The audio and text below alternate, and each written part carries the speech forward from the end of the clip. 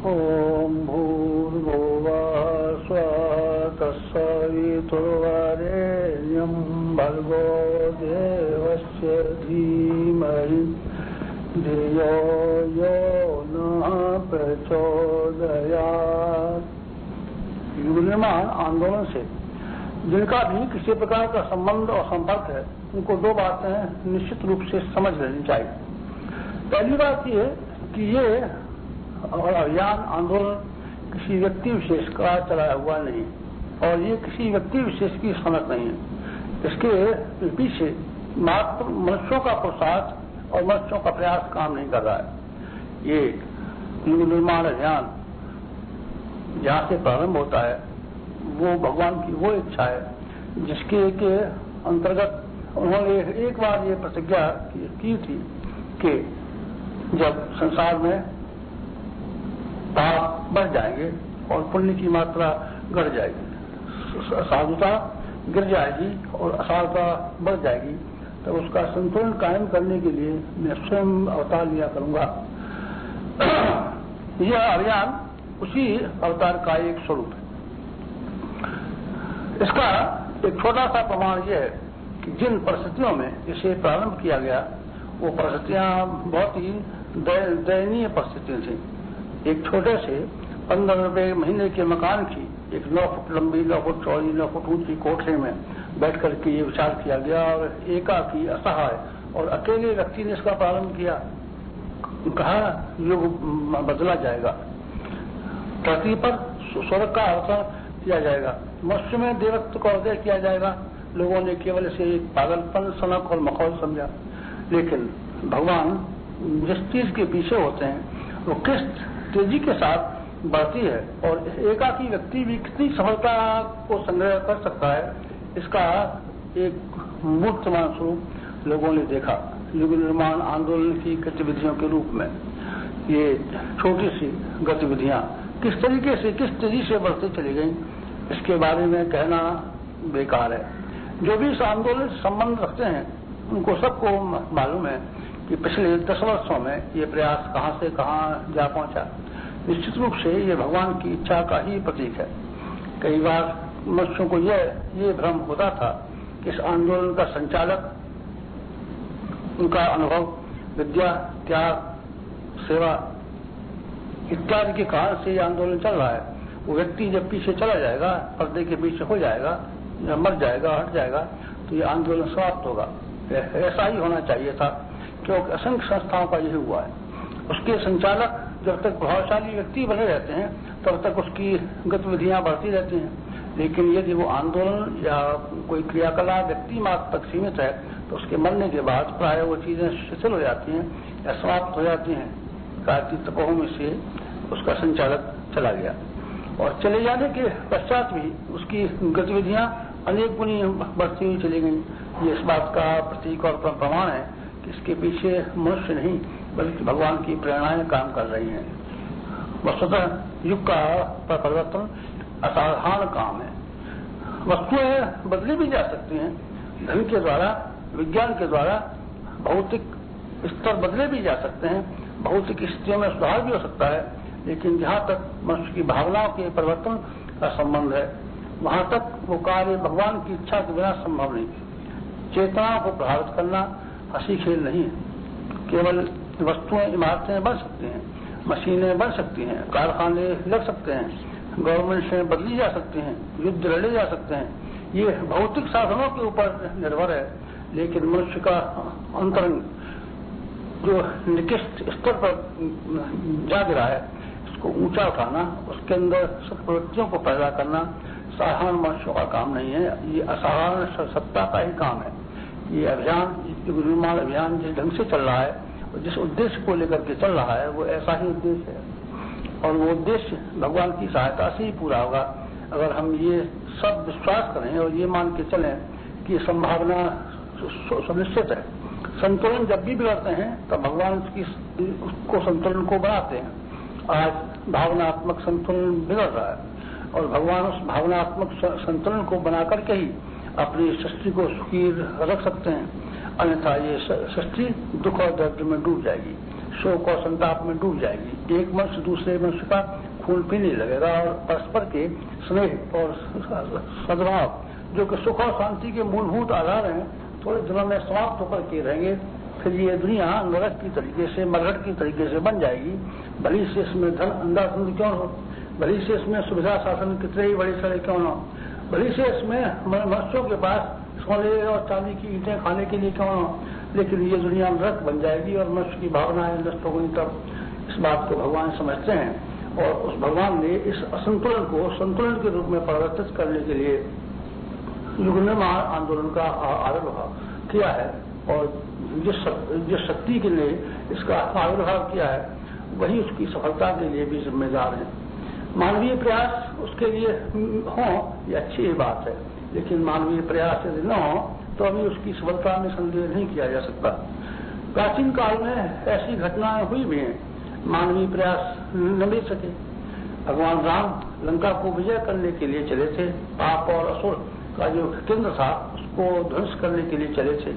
मानवीय सहयोग की अपेक्षा की गई थी, मानवीय सहयोग उसमें मिलना चाहिए, राजाओं का सहयोग मिलना चाहिए, संपन्न लोगों का सहयोग मिलना चाहिए, शूरवीरों को रावण से लड़ने के लिए चलना चाहिए। लेकिन कोई शूरवीर आगे नहीं आया, कोई राजा उस जमाने में नहीं थे, ऐसी बात नहीं थी, लेकिन कोई भी सहयोग नहीं आया, मानवीय सहयोग न मिल सका। मानवीय सहयोग न मिल सका, लेकिन तो अभी क्या लंका पर विजय प्राप्त न की जा सकी? क्या कुंभकर्ण मेघनाथ नहीं मारे गए? क्या लंका का ध्वंस नहीं हुआ? क्या पाप का अंत नहीं हुआ? बिना मानवीय प्रयासों मानवीय सहयोग के भी मानवीय सहयोग का अभाव भी काम कर सकता है। ये हमको मान के चलना चाहिए। अगर हम ये समझते हो कि हमारे बिना गाड़ी चलने वाली नहीं है और हम सहयोग नहीं करेंगे तो ये आंदोलन सफल नहीं होगा, तो अपनी ये भ्रम अपने मन में से हमको निकाल देना चाहिए। बिना सहयोग के बिना भी, बिना मनुष्यों के योगदान दिए बिना भी ये आंदोलन पूरा होकर के रह सकता है, जैसे कि भूतकाल में हुआ था। प्रहलाद के पास कौन भौतिक साधन थे? मानवीय सहायता उसको कहाँ मिली? जो उसका पिता हिरण्यकश्यप सब जगह इतना भयंकर अत्याचार फैला रहा था, उस अनाचार को मारने के लिए मानवीय प्रयत्न कहाँ आए? लेकिन भगवान जिस काम को करने वाले होते हैं, करना चाहते हैं, वो काम हो जाता है। खंबा ही उसका माध्यम बना और खंबे में से ही नरसिंह भगवान फूट करके निकल पड़े और उसका हिरण्यकश्यप की सत्ता का अंत हो गया और प्रहलाद का संरक्षण भी। यही बात कंस के समय में हुई। भगवान श्री कृष्ण अकेले थे, कई महत्वपूर्ण काम करना चाहते थे। कंस को मारने और कंस के अत्याचार को दूर करने के लिए उन्होंने ये प्रयास किया कि मानवीय सहयोग मिल जाए, पर कोई तैयार न हुआ। कंस का शासन और सत्ता को देख करके किसी की हिम्मत ये नहीं पड़ी कि आगे आए और आगे बढ़े। लेकिन क्या कंस का ध्वंस नहीं हुआ? हाँ, कंस का ध्वंस हुआ। मुष्टिकासुर, चाणूर, कुबल्यापीठ इत्यादि संरक्षकों के होते हुए भी, कंस इतना भ्रष्ट होते हुए भी मारा गया। 2 बालकों के द्वारा कृष्ण और बलराम हल और मूसल लेकर के चले गए। इतना शक्तिवान सत्तावान कंस समाप्त हो गया। क्यों? क्या कारण? उसका कारण एक ही है कि भगवान की शक्ति सबसे बड़ी शक्ति है। वो जिस कार्य को अपने हाथ में लेती है वो सफल होकर के ही रहता है। इसी प्रकार से गोवर्धन उठाने वाला कार्य, उंगली पर उठाने वाला कार्य मालूम ये होता था कि ये बहुत ही विशाल कार्य है, ये कैसे संपन्न हो सकेगा? ट्रेनें इतनी कहाँ से आएंगी, इंजीनियर इतने कहाँ से आएंगे? गोवर्धन पहाड़ को कैसे ऊंचा उठाया जा सकेगा? थोड़े वजन उठाने के लिए कितने प्रयास करने पड़ते हैं, फिर एक पहाड़ को इतना ऊंचा उठाना कैसे संभव है? मानवीय प्रयास उसको देख करके थक गए, चकित हो गए। लेकिन मानवीय प्रयास चकित होते हुए भी क्या वो कार्य संपन्न नहीं हुआ? हाँ, गोवर्धन उठाया गया और गोवर्धन उठ कर देगा। युग निर्माण की संभावना इसी प्रकार की है जिसके संबंध में से हम में से प्रत्येक को अपने मन में से संदेह निकाल देना चाहिए कि ये संदिग्ध सफल होगा या नहीं, ये कार्य पूरा पड़ेगा कि नहीं, ये जो संकल्प लिए गए हैं, ये जो घोषणाएं की गई हैं, ये संपन्न होंगी कि नहीं, इसके बारे में किसी के मन में रत्ती भर भी संदेह हो तो उसको निकाल देना चाहिए। जिस पर भगवान के ऊपर, जिसको भगवान के ऊपर, भगवान की सत्ता के ऊपर, भगवान की इच्छा की प्रखरता के ऊपर और मानवीय भविष्य और भाग्य के ऊपर विश्वास हो, उसको ये मान के ही चलना चाहिए कि आज नहीं तो कल नहीं तो परसों नई युग निर्माण की किरणें पृथ्वी पर आने ही वाली हैं। नया सूर्योदय होने वाला है, नया प्रभात होने वाला है, ये संभावना सुनिश्चित है। उसका श्रेय अमुक व्यक्ति को मिले या अमुक व्यक्ति को, ये दूसरी बात है। उसका श्रेय किसी संस्था को मिले, ये दूसरी बात है। व्यक्ति और संस्था का मूल्य नहीं है, मूल्य वातावरण का है, मूल्य परिस्थितियों का है, मूल्य संभावनाओं का है, जिनको लेकर के ये आंदोलन प्रारंभ किया गया है। और दूसरा पक्ष एक और रह जाता है, जिसके ऊपर हमें से हर आदमी को विश्वास करना चाहिए। भगवान जिस पर वो प्रसन्न होते हैं, उसके अंदर भावनाएं उत्पन्न करते हैं। यही एक कसौटी है सबसे बड़ी भगवान की कृपा अनुग्रह की। लोगों का ये ख्याल है, भगवान जिस पर प्रसन्न होते हैं उसको धन देते हैं, संतान देते हैं, वैभव देते हैं, यश देते हैं, मान देते हैं। नहीं, ऐसी बात नहीं है। ये वस्तुएं तो उन लोगों को भी मिल जाती हैं जो भगवान के क्रोध के पात्र रहे हैं। रावण के पास इन चीजों का अभाव था क्या? संतानें कुछ कम थी क्या उसके पास? धन कुछ कम था क्या उसके पास? बुद्धि कुछ कम थी क्या उसके पास? वैभव कुछ कम था क्या पास? इससे ये साबित नहीं होता कि जिन लोगों के पास इतनी ज्यादा भौतिक विभूतियां हैं, ये भगवान के कृपा पात्र हैं। सही बात यह है कि भगवान जिन पर कृपा करते हैं, उनके साधनों और सामानों को समेटते चले जाते हैं, ताकि उनके विचार, ताकि उनकी भावनाएं उस लोभ और मोह के जंजाल में से निकल करके परमात्मा की ओर अग्रसर हो। यही होता रहा है। पहला का यही हुआ, ध्रुव का यही हुआ, हरिश्चंद्र का यही हुआ, मोरध्वज का यही हुआ। जितने भी संसार में महामानव हुए हैं, उनके ऊपर से भगवान ने अनावश्यक बोझ और वजन हटाए हैं और उनका वजन कम किया है, ताकि वो हल्के फुल्के होकर के भगवान की राह पर तेजी के साथ में चल सकें। हमें से किसी व्यक्ति को इसलिए अपने आप को भगवान से दूर नहीं मानना चाहिए, उनकी कृपा का पात्र न होने पर संदेह नहीं करना चाहिए कि उनको बहुत सारा वैभव नहीं मिला हुआ है। यदि उनके पास वैभव मिला हुआ होता तो वो बहुत काम करते, ये बात गलत है। वैभव बाबा ने अगर काम किया होता तो दुनिया में संपन्न आदमियों की कमी क्या है? हेनरी फोर्ड, रॉकफेलर, हिंदुस्तान में कितने संपन्न आदमी हैं, जिनमें से टाटा जी का नाम लिया जा सकता है, बिरला जी का नाम ले सकते हैं, दूसरे लोगों का नाम ले सकते हैं। कितने संपन्न आदमी हैं। संपन्न आदमियों के द्वारा समाज का कोई नया निर्माण या समाज का कोई उत्कर्ष हुआ होता तो अब तक कब का ये बात पूरी हो गई होती। गवर्नमेंटों के पास धन की क्या कमी है? नोट छापने में कितनी देर लगती है? आजकल तो फॉल्स करेंसी का बोलबाला है। गवर्नमेंट के कोष में जितना भूल का धन होता है, उससे कई गुनी मुद्रा करेंसी छाप दी जाती है। लोगों के विचारों और भावनाओं का परिवर्तन करना, जैसा कि सरकारें चाहती हैं, संभव रहा होता, अब तक धन के द्वारा कब का पूरा हो गया होता। किसी को अपने आप को इसलिए दुर्भाग्यवान नहीं मानना चाहिए और भगवान की कृपा से दूर नहीं मानना चाहिए कि उसके पास संपदा नहीं है, विद्या नहीं है, बुद्धि नहीं है। सबसे बड़ी चीज जो भगवान की अनुग्रह की है वो ये है, आदमी के अंदर भावनाएं पैदा होती है श्रेष्ठ काम करने की और श्रेष्ठ मार्ग पर चलने की। भगवान की इच्छा के ऊपर चलने का साहस जिनके अंदर हो, समझना चाहिए ये भगवान के सबसे बड़े कृपा पात्र हैं। यही एक कसौटी है, इसके ऊपर कसने के पश्चात किसी को भगवान का समीपतम या दूर व्यक्ति का मूल्यांकन किया जा सकता है। युग निर्माण परिवार के लोगों को अपने आप को सौभाग्यवान मानना चाहिए कि जो घटनाएं भविष्य में घटने वाली हैं, जो युग अगले दिनों आने वाला है, उसमें उनको पहली पंक्ति पर खड़े होने का मौका दिया गया। पहली पंक्ति पर जो लोग खड़े होते हैं उनको हमेशा श्रेय मिल रहा है। कांग्रेस आंदोलन में जो लोग पहली पंक्ति में आए उन लोगों को श्रेय मिला। पीछे भी लोग आए, बहुत सारे हजारों आदमियों के बलिदान भी हुए, जेल भी गए, लेकिन जो शुरू के दिनों में, अगले दिनों में काम में आ गए थे, उन्हीं को बात लोगों को याद है। दादा भाई नौरोजी से लेकर के लोकमान तिलक और गोखले तक जो नेता उस जमाने में थे, क्या उसके बाद लोग नहीं आए? हाँ, उसके बाद भी आए। क्या उनसे कम योग्यता के थे आदमी? नहीं, उनसे ज्यादा योग्यता के भी थे, लेकिन चूंकि वो अपनी हिम्मत उस जमाने में दिखा सके जिस जमाने में कि दूसरे लोग उनका कंधे से कंधा मिला के तैयार नहीं थे, अकेलापन दिखाई पड़ते हुए भी हिम्मत को इकट्ठा करके सबसे पहली पंक्ति में आए। ये भगवान की विशेषता और अनुग्रह का चिन्ह है। भगवान जिन पर अनुग्रह करते हैं उनको पहली पंक्ति में कहा करते हैं, उनका अवसर सबसे पहले कहा करते हैं।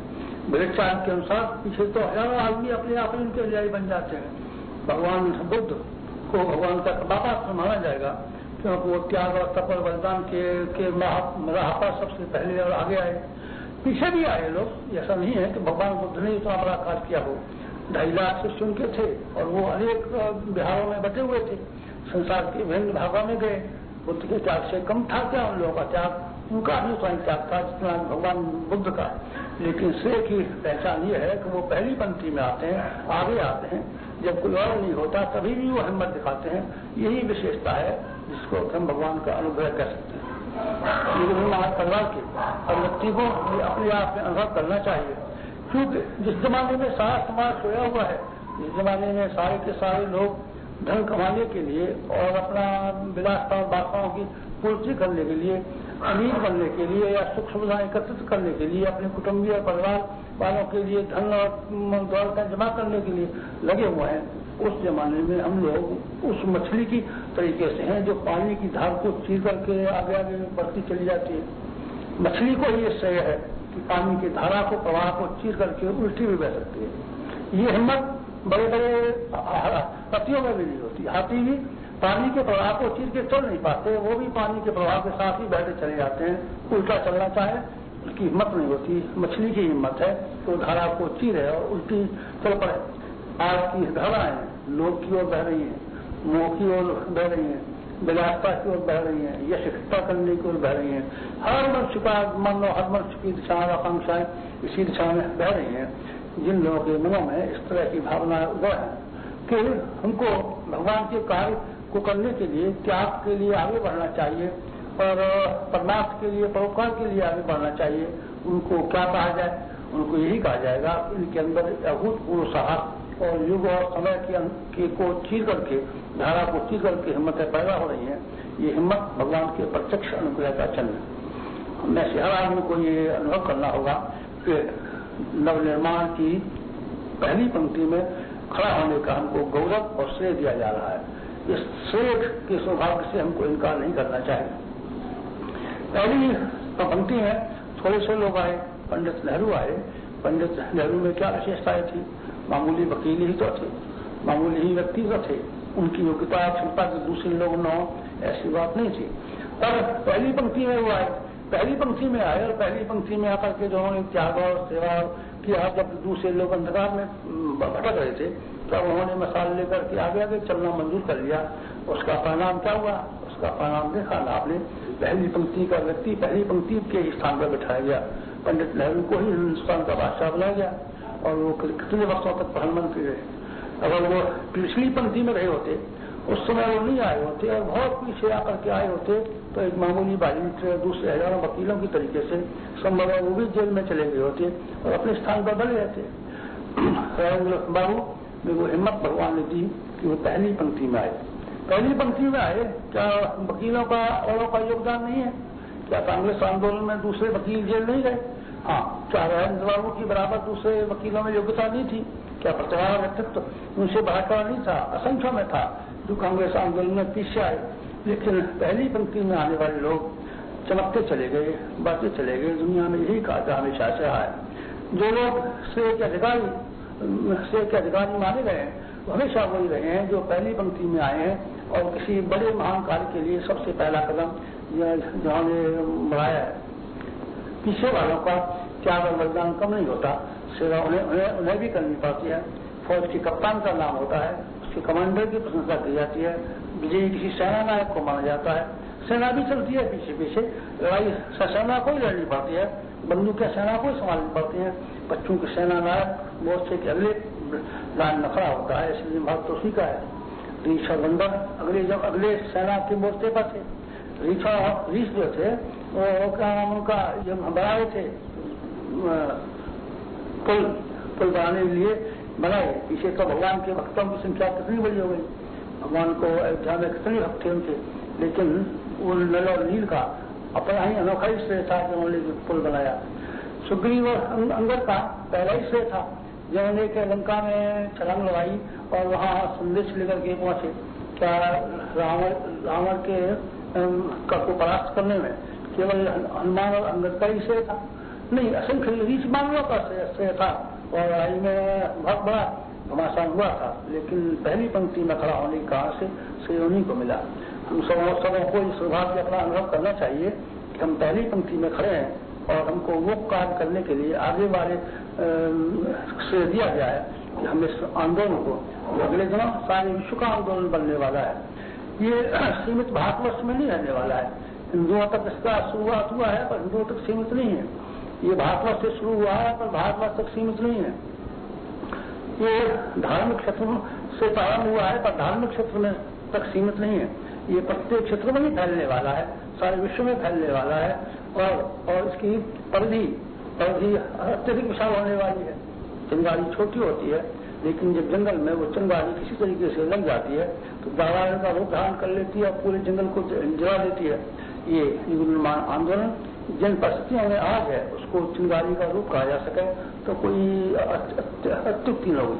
छोटे रूप में आज कल आप देखिएगा किस तरीके से विश्वव्यापी बनता है और किस तरीके से इसकी ज्वालाएं सारे संसार में प्रकाशवान होती हैं और प्रत्येक मनुष्य चाहे वो संसार के किसी कोने में रहता हो इस आंदोलन से किस तेजी के साथ प्रभावित होता है। ऐसे महान आंदोलन का जो कि विश्व का भाग्य का फैसला करने वाला है और मनुष्य जाति की भावी संभावना को समज्जल करने वाला है, ऐसे अत्यधिक विशाल का आंदोलन में अग्रिम पंक्ति पर जिन लोगों को खड़ा होने के लिए श्रेय दिया गया है उनको अपने आप को सौभाग्यवानशाली मानना चाहिए।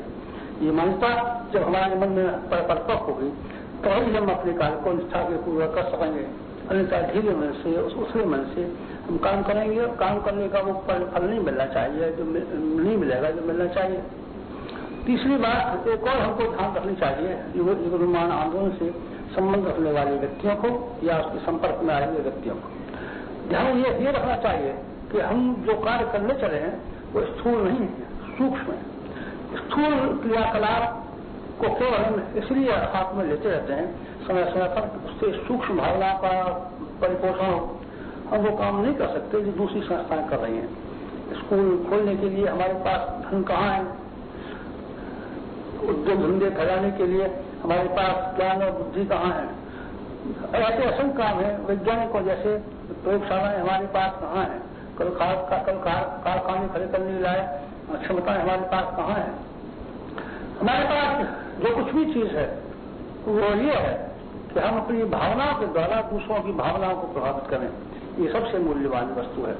भावनाएं आदमी को महान बनाती हैं, देवता बनाती हैं, देवदूत बनाती हैं, सुखी बनाती हैं, लोकनायक बनाती हैं। जो कुछ भी बनाती हैं उसका सारा श्रेय भावनाओं को है। भावना का परिष्कार निर्माण आंदोलन का मूलभूत उद्देश्य है। इसी के लिए बाहरी क्रियाकलाप हम कभी कभी खड़ा कर देते हैं। रचनात्मक कार्यक्रमों में अनेक बातें शामिल हैं। इसमें विद्यालयों की स्थापना शामिल है, चिकित्सालयों की स्थापना शामिल है, अनेक कार्यक्रम शामिल है, 108 कार्यक्रम शामिल है, सावधानी का बोना शामिल है, वृक्षारोपण शामिल है, न जाने क्या क्या शामिल है। लेकिन वो शामिल केवल स्थूल है, वो मूल नहीं है। ये काम तो गवर्नमेंटें भी कर सकती हैं और कोई अच्छी गवर्नमेंट हो जो काम हमको हमारे कार्यकर्ताओं को करना पड़ रहा है उसको करने की कोई आवश्यकता न हो। उसमें सारे के सारे क्रियाकलाप जो देश और राष्ट्र को निर्माण करने वाले हैं गवर्नमेंटों के हाथ में है। हम क्यों खोलें, गवर्नमेंट क्यों नहीं खोलें? हम विद्यालय क्यों खोलें, गवर्नमेंट क्यों नहीं खोलें? हम वृक्षारोपण क्यों करें, गवर्नमेंट क्यों नहीं करें? ये सारे के सारे काम जो हमको आजकल जनता स्तर पर करने पड़ रहे हैं ये गवर्नमेंटें भी कर सकती हैं। लेकिन एक काम जो गवर्नमेंटें नहीं कर सकती, जो हमको ही करना पड़ेगा, हमको ही करना चाहिए और हम ही कर सकते हैं, वो काम ये है कि भावनाओं का नवनिर्माण। भावनाओं के निर्माण करने के लिए जिस पूंजी की जरूरत है वो हमारा चरित्र बल होना चाहिए, हमारी भावनाएं उदात्त होनी चाहिए। अगर हमारे पास चरित्र बल नहीं है और हमारे पास उदात्त भावनाएं नहीं है और हम आदर्शवादी नहीं है और हम उत्कृष्ट चरित्र नहीं है तो हम उनका अर्थ पूरा न कर सकेंगे जिस काम करने के लिए युग निर्माण योजना ने कदम बढ़ाया है। जो कदम बढ़ाए गए हैं वो भावनात्मक है। युग निर्माण का आंदोलन भावनात्मक नव निर्माण है। भावना की पूंजी दुनिया में सबसे बड़ी पूंजी है, भावना की शक्ति दुनिया में सबसे बड़ी शक्ति है और भावना की शक्ति और पूंजी को आगे बढ़ाने के लिए वो आदमी की आवश्यकता है जिनके पास वो संपदा स्वयं हो। जले हुए दीपक ही तो दूसरों को जला सकते हैं, जो दीपक स्वयं बजे हुए वो किस तरीके से दूसरों को जलाएंगे? साफ पानी से ही तो कीचड़ धोई जा सकती है। अगर साफ पानी न हो, हमारे पास मैला कुचौड़ा पानी हो, कीचड़ हो, तो कीचड़ से कीचड़ कौन धोए? अंधा अंधे को रास्ता कैसे दिखाएगा? हम लोग को आंखा वाला होना चाहिए, स्वच्छ होना चाहिए, प्रकाशवान होना चाहिए, भावना संपन्न होना चाहिए, चौकना होना चाहिए, उच्च दृष्टिकोण का होना चाहिए। ये काम जब तक हम नहीं करेंगे तब तक हमारी आवश्यकताएं पूरी न हो सकेंगी। आंदोलन रोज खड़े होते हैं, रोज समाप्त हो जाते हैं। आंदोलन एक रोज होते हैं, रोज बंद हो सकते हैं। लेकिन जो बात कभी बंद नहीं हो सकती वो ये है कि मनुष्य के भीतर से उसकी आंतरिक निष्ठा की सुगंधी यदि फैले तो हम चंदन के पेड़ की तरीके से जहाँ कहीं भी है वहीं सुगंधी के वृक्ष पैदा करते हैं। दीपक की तरीके से यदि हम प्रकाशवान हो तो हमारे आसपास स्वयं प्रकाश पैदा होता है। सबसे बड़ा काम युग निर्माण का जो करना है वो हमारा आत्मनिर्माण है, व्यक्ति निर्माण है। हम जितने श्रेष्ठ बनेंगे, पवित्र बनेंगे, चरित्रवान बनेंगे, भावना संपन्न बनेंगे, उदार बनेंगे, उतने ही हमारे क्रियाकलापों में तेजी आएगी। संभव है इस तरह का उच्च चरित्र का व्यक्ति कोई बहुत बड़ा आंदोलन न कर सके, संभव है कोई बहुत बड़े आयोजन न कर सके, संभव है बहुत बड़े कोई दिखाई पड़ने वाले काम उसके द्वारा संपन्न हो, लेकिन इतना होते हुए भी जो काम कर सकता है वो ये कर सकता है कि अपने चरित्र को ऐसा बना ले जैसे कि दीपक अपने चरित्र को ऐसा बना ले जैसे कि चंदन का पेड़ कहीं जाता है क्या, चंदन का पेड़ कहीं कुछ करता है क्या। लेकिन असंख्य सांप और बिच्छू उसके पास आते हैं, अपना झर खो देते हैं और मुक्त पड़ जाते हैं। चंदन किसी को उपदेश करने जाता है क्या, लेकिन असंख्य झाड़ियां उसी जैसे सुगंधित बन जाती हैं। दीपक कहाँ करता रहता है, कहीं फैलता नहीं है, लेकिन इतना होते हुए भी वो अपने प्रकाश के अपने क्षेत्र को प्रकाशवान बना लेता है। ये हमारी मूलभूत आवश्यकता है। इसका अर्थ ये नहीं है कि हमको रचनात्मक कार्यों में योगदान नहीं करना चाहिए। इसका अर्थ ये नहीं है कि हमको जरा पुस्तकालय चढ़ाने से अपेक्षा करनी चाहिए। इसका मतलब ये नहीं है ज्ञान के प्रति हमारी निष्ठा न हो। हमको चरित्रवान बनना चाहिए और अपनी भावनाओं को उच्च स्तरीय रखना चाहिए। अपनी भावना को उच्च स्तरीय रख करके अपने आप को चरित्रवान बना करके फिर हम यदि थोड़ा भी काम करेंगे तो उसका बहुत फल होगा। और यदि हमारा स्तर गया गुजरा है और हमने केवल नाम प्राप्त करने के लिए, यश प्राप्त करने के लिए, पद प्राप्त करने के लिए, जनता के सामने अपनी विशेषता जाहिर करने के लिए कोई खेल खड़ा कर लिया है, पदाधिकारी हो गए, संस्था के संचालक बन गए, अथवा कोई और ऐसा काम करते हैं जिससे दूसरों की निगाह में हम आए, तो यश कामना से किए हुए यदि हमारे क्रियाकलाप है तो समझना चाहिए ढोल की पोल है और इसका थोड़ा सा ही खेल कूद होगा तो इसका परिणाम कुछ नहीं निकलेगा और उसका कोई ठोस प्रभाव नहीं होगा। समय पर थोड़ी सी उछल कूद हो जाएगी, समय पर थोड़े से कोई विज्ञापन हो जाएगा, समय पर थोड़ा सा कुछ काम दिखाई पड़ेगा, लेकिन उसका स्थायी परिणाम नहीं होगा। स्थायी परिणाम जब कभी नहीं हुआ है तब श्रेष्ठ व्यक्तियों का हुआ है, श्रेष्ठ भावना का हुआ है। भले से वो परिणाम आज न हो कल हो, लेकिन होगा तभी जब हम उच्च स्तरीय व्यक्ति होंगे। ईसा मसीह के 13 शिष्य उनके जीवन में बने थे, 12 शिष्य तो उनके पीछे रह गए। एक शिष्य ने तो एक काम किया कि 30 रुपया इनाम लेने के लोभ में अपने गुरु को पकड़वा दिया और उनको फांसी की सजा लग गई। 12 शिष्यों में से 11 घायल हो गए। एक तो उनके साथ साथ वहां पर गया जहाँ के अदालत के कचहरी से लेकर के उनको फांसी के तख्ते पर ले जा रहा था, साथ साथ चल रहा था पीछे। उनके न्यायाधीश के नौकरों ने पूछा क्या तेरा भी ईसा से कोई संबंध है, तू भी उसके साथ जाएगा और तू भी ऐसे ही इसका सहायक था क्या। तो उसने कसम खा कर कहा कि मैं तो ईसा को जानता भी नहीं, मैं तो इसके साथ साथ चल रहा हूँ। उस जमाने में कौन थे उनके सहायक, कौन कह सकता था ईसाई धर्म इतना विस्तृत हो जाएगा, इससे उसके अनुयायी बन जाएंगे। लेकिन क्योंकि उनकी नीयत शुद्ध और पवित्र थी, क्योंकि उनका चरित्र उत्कृष्ट था, क्योंकि उनकी शक्ति उनके भीतर समाई हुई थी जो उत्कृष्ट चरित्र से पैदा होती है, ईमानदारी से होती है, अपने कार्यों पर निष्ठा से होती है, सच्चाई से होती है, पवित्रता से होती है। वो सारी शक्ति उत्पन्न कर ली थी। ईसा मसीह में उसी का फलस्वरूप था। उनकी जिंदगी में जो काम न हो सका उसके लाखों गुना करोड़ों गुना काम उनके मरने के बाद हुआ।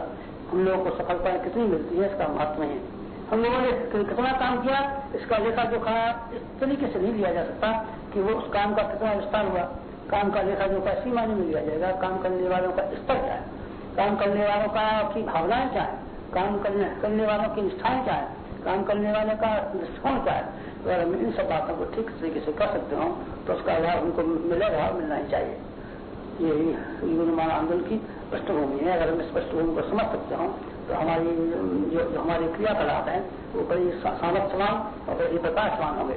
हमें से युग निर्माण जो संबंध रखने वाले हर आदमी को इस बात पर विचार करना चाहिए कि भगवान का चढ़ाया हुआ आंदोलन है और हम पहली पंक्ति में खड़ा करके भगवान ने विशेष अनुग्रह दिया है और हमको अपने आप को उन सिद्धांतों से आदर्शों से ओतप्रोत करना चाहिए जो हम दूसरे को सिखाने के लिए चले हैं।